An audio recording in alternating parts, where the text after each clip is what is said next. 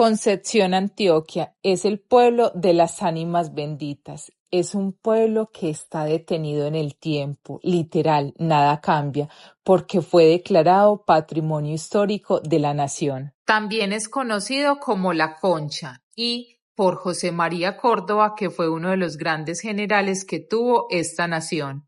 Hay un dato súper importante que tienes que saber de Concepción, es que su pueblo y su iglesia católica demandó a Dios. Así que quédate hasta el final porque realmente es súper interesante y te va a encantar. Por allá en 1860, cuando Antioquia se asentaba entre cafetales e imágenes de yeso, una señora muy devota a Dios tuvo una idea bastante peculiar: regalar un lote para que se construyera la iglesia del pueblo. Pero sus escrituras fueron a nombre de las ánimas benditas y de nuestro amo, o sea Dios. Pues realmente a todo el pueblo le encantó. ¿Quién se iba a preocupar por las escrituras de las almas del más allá y de Dios? Después de más de 150 años, el templo presentó un deterioro impresionante, así que el sacerdote de esa época decidió acercarse al Ministerio de Cultura a pedir los permisos necesarios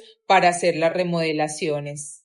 Y de allá su respuesta fue inmediata: que presentara todos los documentos que certificara que todo el lote, todo el terreno le correspondía a la Iglesia Católica. Pero aquí viene la real sorpresa. Se descubrió que aunque el templo llevaba más de 150 años construido, no tenía escrituras oficiales a nombre de la parroquia. Los documentos legales indicaban que la propiedad pertenecía a la Cofradía de las Ánimas y a nuestro amo, o sea Dios. Y aunque el sacerdote era el representante de la iglesia, no podía modificar nada porque en las escrituras como tal no aparecía el nombre.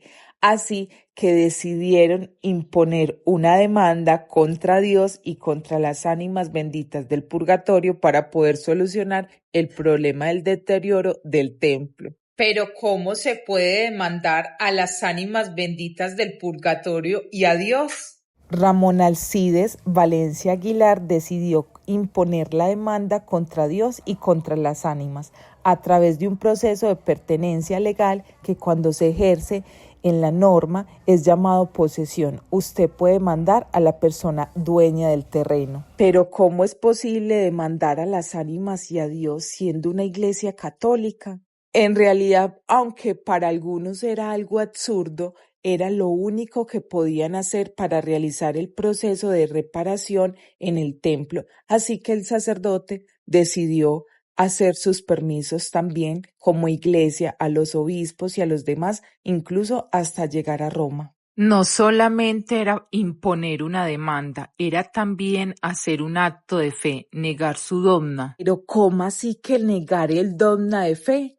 Resulta que para la Iglesia Católica el dogma de fe es algo súper importante, es decir, siempre creencia en Dios, siempre saber dónde está Dios. E igualmente las ánimas benditas, que sería en el purgatorio. Como era un proceso legal con el juez, realmente era una locura. Al presentarse las partes, el juez siempre debe preguntar, o siempre deben de estar las dos personas en el juicio, por así llamarlo.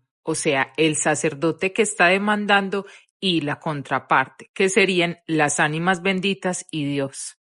Así que se presentó por todos los medios de comunicación la notificación para que se presentara las ánimas benditas y Dios.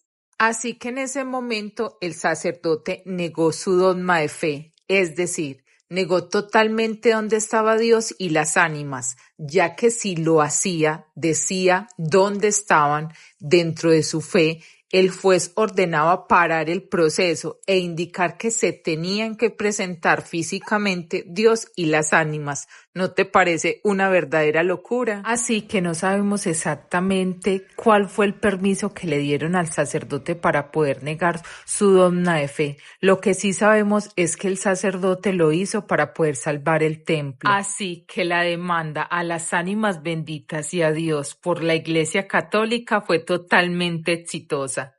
Pero la historia no termina aquí. ¿Sabías que en Concepción, Antioquia, existe un campanario o más conocido como un animero, la persona que saca a pasear a las ánimas benditas del purgatorio. Así que sígueme para la parte 2.